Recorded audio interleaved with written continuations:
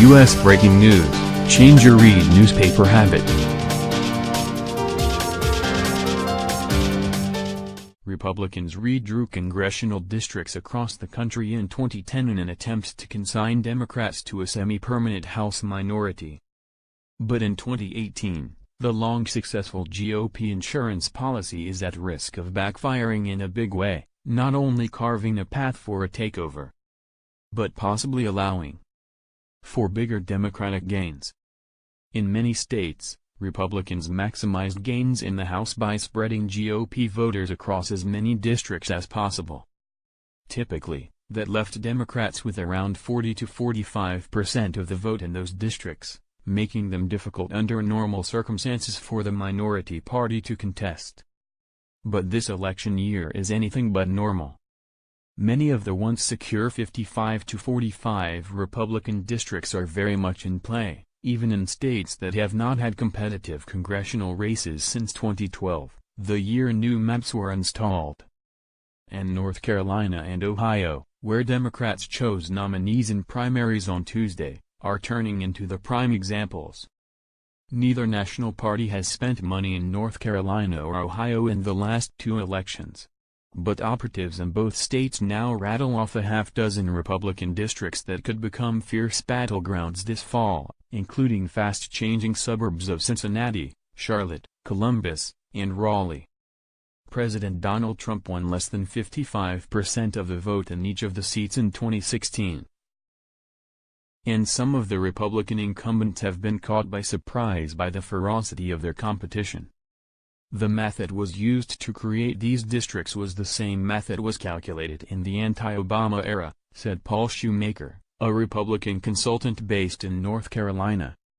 But now, he continued, because of the way the maps have been drawn and the environment that Republicans are facing, you have a whole bunch of Republicans who have never been in a competitive race in their life, who are running, in one, right now. The same phenomenon has hit both parties in the past. Morgan Jackson, a Democratic consultant in North Carolina, said that his party drew maps in recent decades that spread Democratic votes thin to yield the most Democratic districts. But in 1994 and in 2010, those, who were in 52% to 53% Democratic performing districts lost because of the environment, he said. In a normal year, you're safe in these seats. But in a time like this, Democrats are within striking distance, Jackson continued. This is when gerrymandering backfires. Reps. Steve Chabot and Bob Gibbs, Republican Ohio, along with Ted Budd and George Holding, RNC, are all top targets for Democrats with potentially serious challenges. Two open races, the race to replace former Rep. Pat Tiberi in Ohio and Rep. Robert Pittenger, who was defeated in Tuesday's North Carolina primaries, will also likely force Republicans to spend heavily defending once safe territory. Pittenger's district could end up being the biggest gerrymandering backfire of 2018. The Republican lost his primary Tuesday night to Mark Harris, a conservative pastor who cast the three-term congressman as a part of the Washington swamp, effectively tapping into the anti-establishment anger driving the GOP based in a seat where Trump, Mitt Romney and John McCain all got between 53% and 56% of the vote in recent presidential elections. But Harris, who lagged behind Pittenger in fundraising, now faces Democrat Dan McCready, a veteran and businessman who has vowed not to support House Minority Leader Nancy Pelosi for Speaker and banked more than $1.2 million in cash on hand in preparation for November. Harris' campaign had $70,000, according to his pre-primary FEC filing. Trump won North Carolina's 9th district, which stretches from the Charlotte suburbs to Fayetteville, North Carolina, with 53.5% of the vote in 2016 and 2016. But the area is stocked with suburban, college-educated voters, a cohort that trended away from Republicans over the last year. Democrats also outvoted Republicans on primary night by a 10,000-vote margin, even though McCready didn't face a serious Democratic opponent. To me, that's indicative of this being another race that hasn't been on the table before, but now, based on turnout last night, it's a real opportunity for Democrats," said one Republican consultant watching the race. Another open race nagging Republicans is the special election in Ohio, where State Senator Troy Balderson squeaked past Melanie Lenigan, who picked up support from Rep. Jim Jordan, Republican Ohio, the Freedom Caucus co-founder.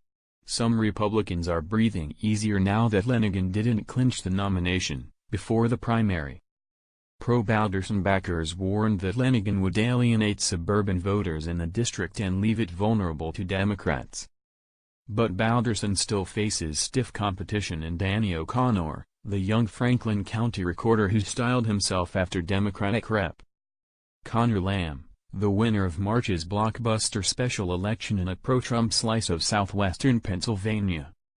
O'Connor, like Lamb, told Politico that he would not support Pelosi for House Democratic leader, in an effort to neutralize attacks on him.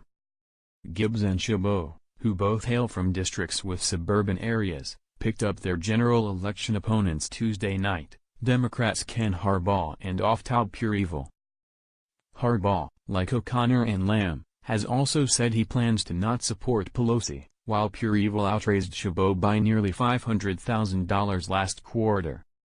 But, a freshman congressman, has less than half of the cash on hand than his Democratic opponent, Kathy Manning.